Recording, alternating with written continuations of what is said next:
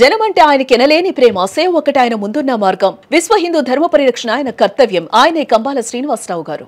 తర్వాత ఆ సినిమా అయిపోయిన తర్వాత ఇంకో సినిమా ఇదే ఇంట్లో మంది స్టూడెంట్ నెంబర్ 1 షూటింగ్ చేశారు. ఇది ఓకే. 2 రోజులు షూటింగ్ చేశారు. ఎన్టీఆర్ సినిమా చేస్తుంటే నేను పైన బెడ్రూమ్లోంచి అప్పుడు అయ్యప్ప మాల వేసుకుని ఉన్నా. అటు వచ్చి చూస్తుంటే కింద సీన్ చేస్తున్నారు, చూశాను. ఎన్టీఆర్ షార్ట్గా ఉన్నాడు. పైన చూసి ఎన్టీఆర్ హరికృష్ణ గారు వాళ్ళ ఇది అని చెప్పిన తర్వాత పైన చూశాను. ఆ యాక్టింగ్ అది బాగా నచ్చింది. తర్వాత ఆ రోజు నైటు ఇంట్లో ఆలోచిస్తూ ఎవరితో స్పార్క్ మంచి టాలెంటెడ్ కుర్రలా ఉన్నాడు, వీడితో మనం ఎందుకు సినిమా చేయకూడదు అని చెప్పి ఒక కమర్షియల్ డైరెక్టర్ని పెట్టి కమర్షియల్ ఫ్యామిలీ నుంచి వచ్చిన హీరో కాబట్టి ఎన్టీఆర్ బాలకృష్ణ ఈ ఫ్యామిలీ నుంచి వచ్చాడు కాబట్టి ఏదైనా పెట్టి చేస్తే ఎలా ఉంటుంది అని ఒక ఆలోచన వచ్చింది. ఆలోచన వచ్చిన తర్వాత ఆ 2 రోజులు అబ్జర్వ్ చేశాను. అబ్జర్వ్ చేసిన తర్వాత పెద్దగా సరే మాట్లాడదాం అని చెప్పి అనుకుని షూటింగ్ కూడా వెళ్ళాను. ఒక రోజు వెళ్ళిన తర్వాత సినిమా చేద్దాం అనుకుంటున్నాను, ఎందుకో మా ఇంట్లో షూటింగ్ చేశాక నీ మీద సినిమా చేయాలనిపించింది. ఏంటని అడిగితే, భలేవారు సార్ మీరు ఎప్పుడప్పుడు బాబాయ్తో సినిమా తీశారు కదా సార్ అన్నాను. నాకు టైం నేను ఆలోచించి చెప్తానని చెప్పి ఎవరితో చేస్తే బాగుంటుంది అని చెప్పి ఆలోచించి గోపాల్ దగ్గరికి వెళ్ళాను. గోపాల్ కాబట్టి మీ ఫ్రెండ్ కాబట్టి, అంటే గోపాల్ అసోసియేట్ డైరెక్టర్గా, నేను అసిస్టెంట్ ఆర్ట్ డైరెక్టర్గా రాఘవేంద్ర గారి దగ్గర కొన్ని సినిమాలు చేశాను. అప్పటి నుంచి టెక్నీషియన్స్ మేక మెడ్రాస్. కానీ భయం అనిపించలేదా? ఇప్పుడంటే బాలకృష్ణ గారు అంటే ఎన్టీఆర్ కొడుకు, బాలకృష్ణ అప్పటికి నెక్స్ట్ లెవెల్లో ఉన్నారు. కానీ జూనియర్ ఎన్టీఆర్ అనగానే అప్పుడు ఇంత ఫ్యామిలీ సపోర్ట్ లేదు, ఇంత పెద్ద స్టారు కాదు. బట్ ఇలాగా డైలాగ్ డెలివరీ ఉంటుందా, ఎంత డ్యాన్స్ చేసేవాడా, సింగిల్ టేక్ ఆర్టిస్టా, ఇవన్నీ ఉన్నాయా సార్ అప్పుడులో? ఏ సపోర్ట్ లేకుండా పైకి లేపడం కష్టం కదా అప్పుడులో. అప్పుడు ఇదే జరిగింది డిస్కషన్. చేస్తే గోపాల్ దగ్గరికి వెళ్తే ఆ రోజు గోపాల్ పొజిషన్ తెలుసా మీకు? Samarasimha Reddy super duper hit, Narasimha Naidu super duper hit. Okay. దాని తర్వాత ఏ సినిమా చేయాలని కూర్చున్నాడు. ఓకే. ఏ సినిమా చేయాలని కూర్చున్న టైంలో నేను వెళ్తే, అసలు నీకేమైనా బుద్ధి ఉందా, మత్తుందా, ఇప్పుడు ఇంత పెద్ద హిట్లు ఇచ్చి కూర్చున్నాను, పెద్ద హీరోని తెచ్చుకోవచ్చు కదా, అప్కమింగ్ హీరోతోటి చేయటం ఏంటి, చిన్న హీరోతో చేయటం ఏంటి అనే దాంతో అప్పుడు అన్నాడు. ఎన్టీఆర్తో సినిమా అనగానే ఎన్టీఆర్ మీద చంటి మనకు వర్కౌట్ అవుతుందా, అంత బిజినెస్ అవుతుందా, ఇప్పుడు అప్పటికే పెద్ద బడ్జెట్ల సినిమాలు కదా అనే లెక్కలో ఉన్నారు. లేదు గోపాల్, నాకెందుకో చేస్తే బాగుంటుంది అనిపిస్తుంది, అది ఇది అన్నాను. నీకు ఏదైనా చేయాలంటే చూద్దాం, దాన్ని బట్టి ఆలోచిద్దాం అని చెప్పి అన్నాడు. అనేది అది మాకు ఒక 1 month పట్టింది. 1 month ఎన్టీఆర్ని హీరోగా పెడదాం వద్దని అందరూ వద్దని. ఓన్లీ రీజన్ ఏంటి సార్? అంటే గోపాల్ సమరసింహారెడ్డి, నరసింహనాయుడు ఇచ్చేసి పెద్ద ఎక్కడున్నాడు, టాప్ పొజిషన్లో ఉన్నాడు. ఆ టైంలో ఆ రేంజ్ ఖర్చు పెట్టాలంటే వర్కౌట్ అవుతుంది కదా. ఆది అవన్నీ తీశాడు కదా. అప్పటికి ఆది రిలీజ్ అవ్వలేదు, స్టూడెంట్ నెంబర్ 1 రిలీజ్ అవ్వలేదు. స్టూడెంట్ నెంబర్ 1 కూడా రిలీజ్ అవ్వాలా, ఆది రిలీజ్ అవ్వాలా. నేను ఆ స్టూడెంట్ నెంబర్ 1 షూటింగ్ టైంలో ఆ కుర్రను చూసి చేద్దామన్నది. ఓకే. ఇక్కడ షూటింగ్ చేస్తున్నారు కదా అని. అప్పుడు నేను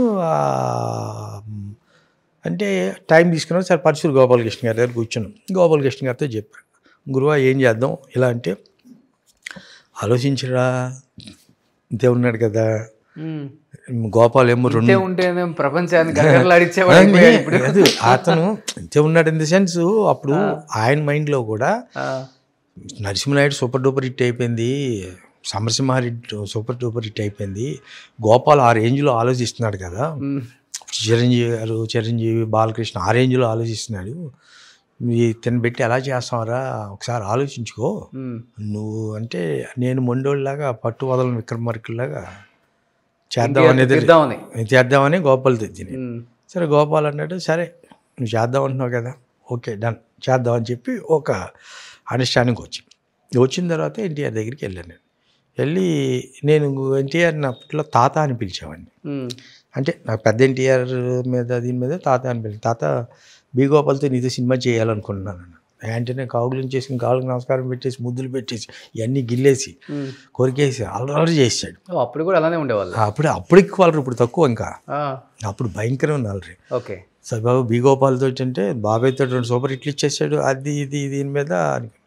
సో అనుకోకుండా అది మనం చేద్దామని ఫిక్స్ అయ్యాం. స్టూడెంట్ నెంబర్ 1 రిలీజ్ అయింది, హిట్ అయింది.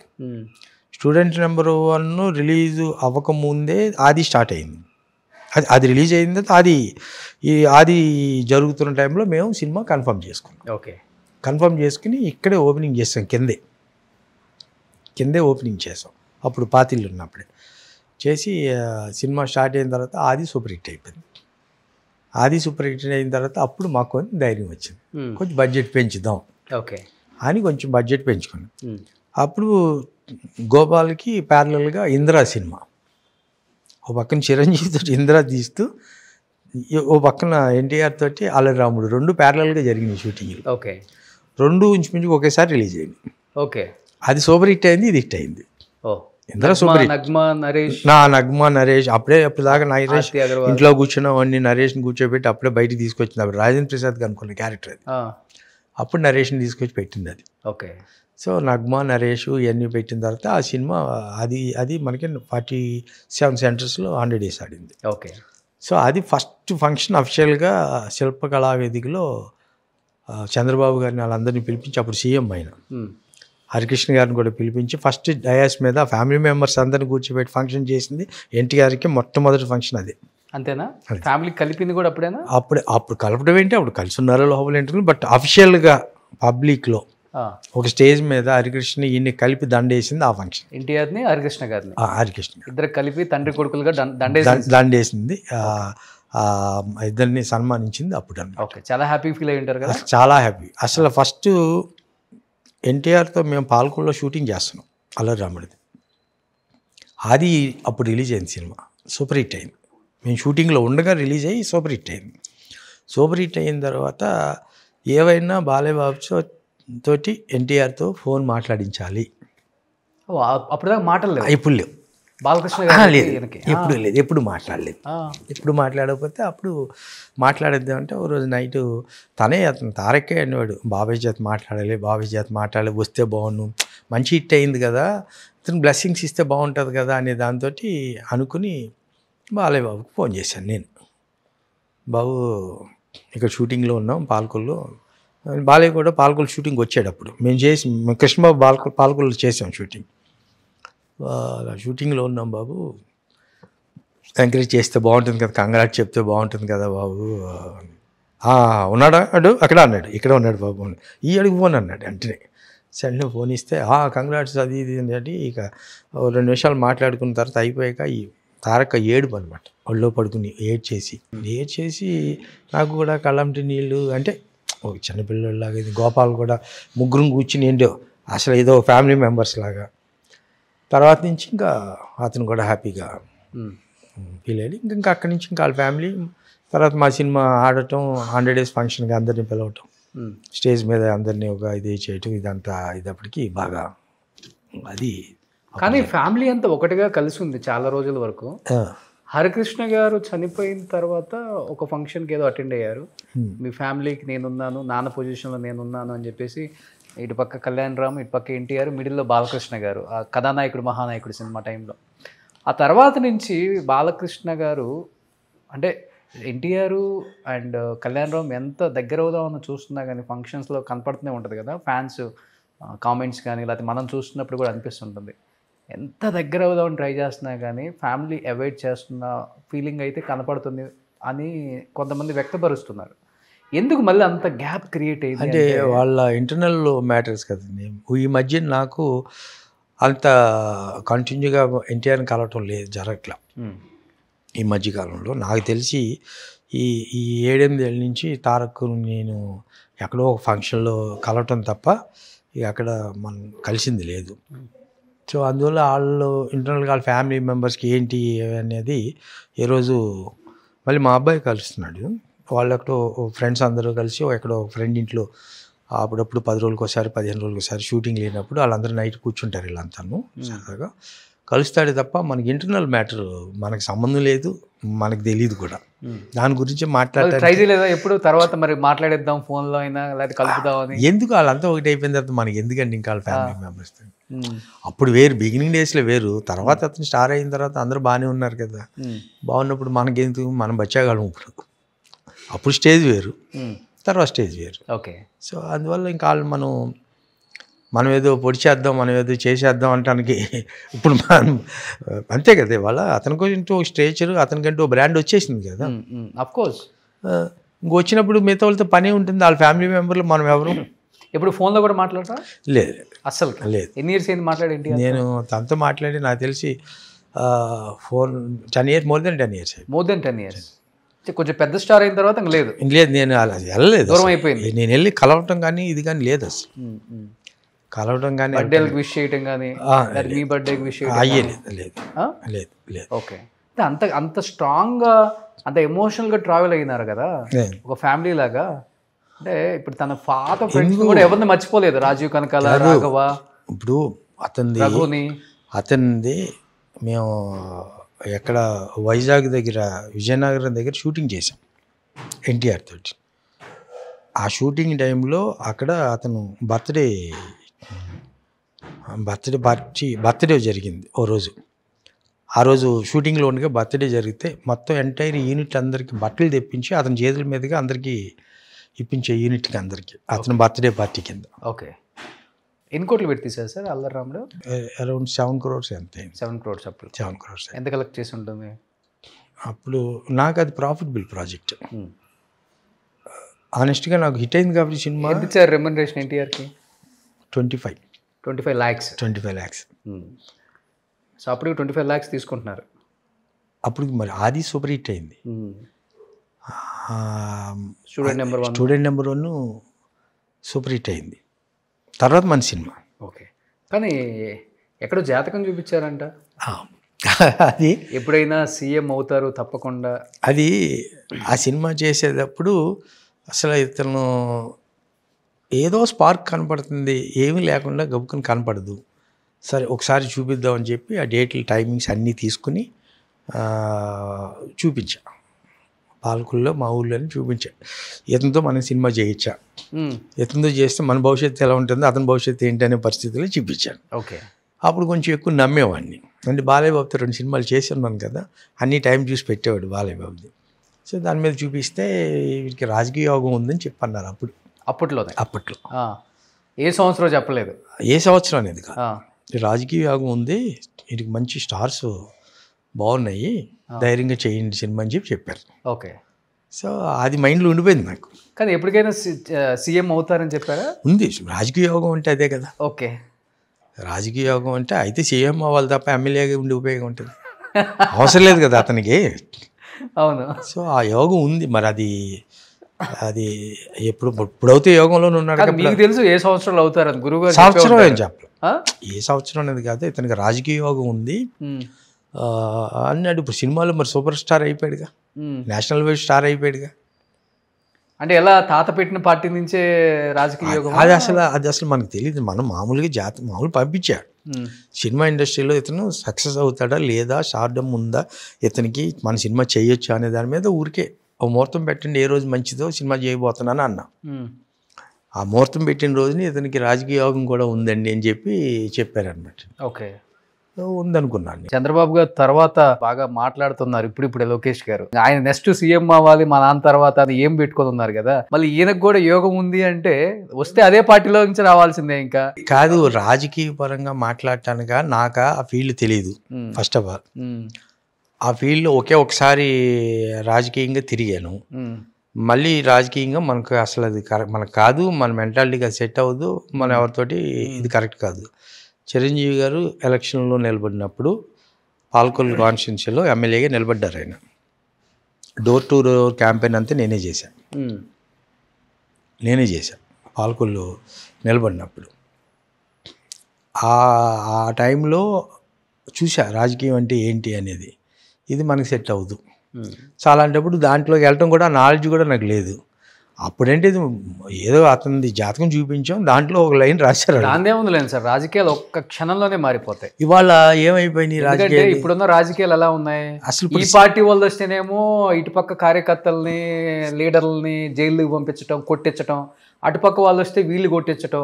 పబ్లిక్ రేపు ఎలక్షన్స్ అనగా ఈరోజు డిసైడ్ అవుతున్నారు ఎవరు చేయాలనేది.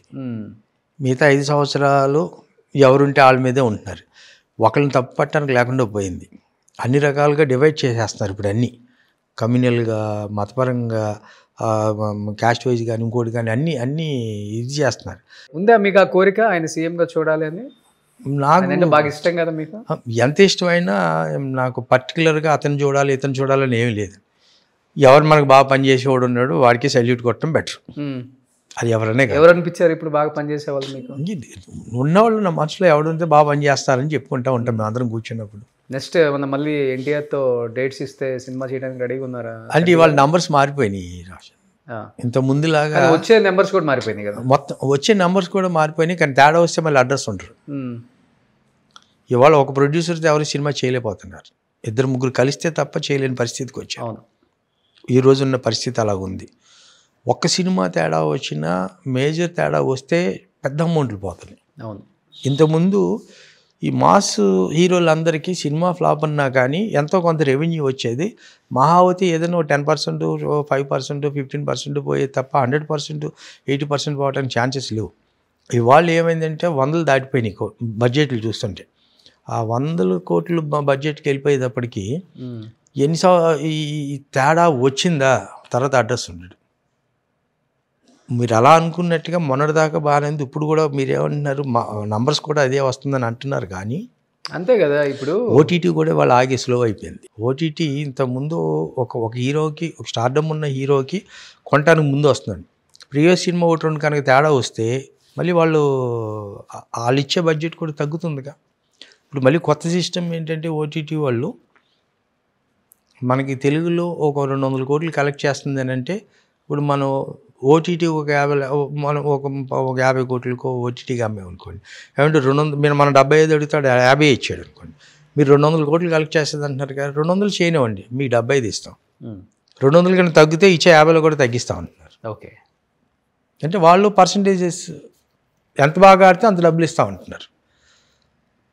తేడా వస్తే మేము కూడా తగ్గిస్తాం అనే లెక్కలో ఉన్నారు. లేదు సినిమా రిలీజ్ చేయండి, రిలీజ్ అయిన తర్వాత మీ హిట్ని బట్టి మేము రేట్ ఇస్తాం అంటున్నారు. పర్సంటేజ్ హిట్ని బట్టి ఇస్తాం అంటున్నారు, కొనుక్కుంటాం అంటున్నారు.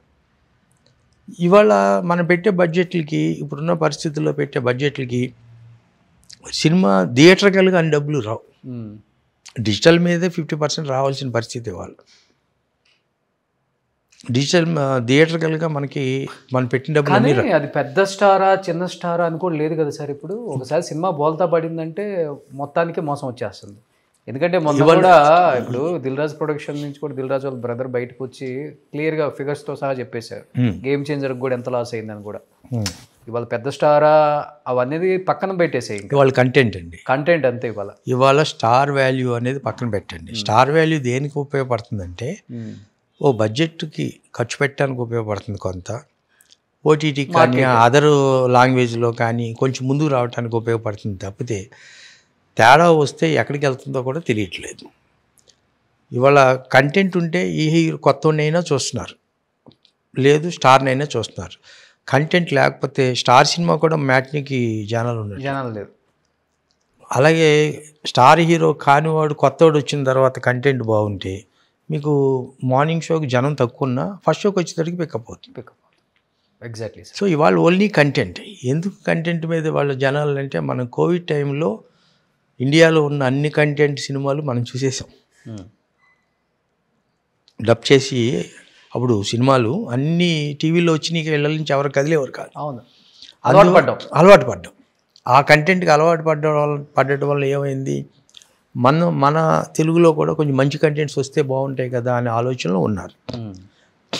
ఇంకొకటి, సినిమా రిలీజ్ అయిన 2 వారాలకి 3 వారాలకి ఓటీటీలో వచ్చేస్తుంది. ఇంతమందిని వేసుకుని ఫ్యామిలీతో వెళ్ళాలా థియేటర్కి, మిడిల్ క్లాస్ కానీ కొంత ఇక ఫ్యాన్ ఫాలోవర్స్ అంటారా, వాళ్ళు తప్పదు, వాళ్ళు మార్నింగ్ షోకి వెళ్ళిపోతారు. దాని తర్వాత సినిమా బాగోపోతే వాళ్ళు జనం రావట్లేదు కదా. అవును, బాగుంటే వస్తున్నారు.